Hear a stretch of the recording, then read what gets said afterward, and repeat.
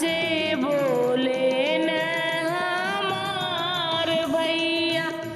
आवा छिनरा देई हम जोरा नवाजी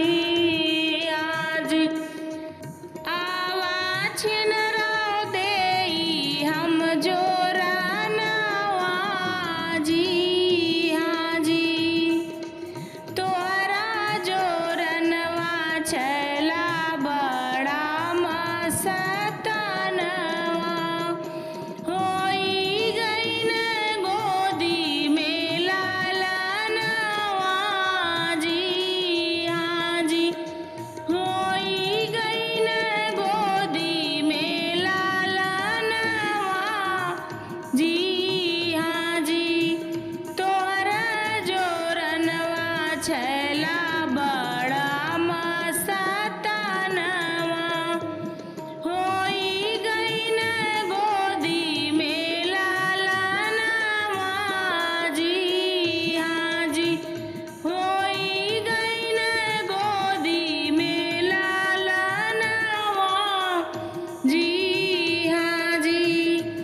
गोरे गोरे हाथवा में हरी हरी चूड़िया बिचावा में रहुआ दर कंगनवा जी हाजी बिचावा में रहुआ दर कंगनवा जी हाजी से कंगना पाई नैनी समधि के बहिनी गलियां गलियां मांगे नी जोरनवा जी हाजी गलियां गलियां मांगे नी जोरनवा जी हाजी से कंगना पाई रहनी दूल्हे की बहिनी गलियां गलियां मांगे नी जोरनवा जी हाजी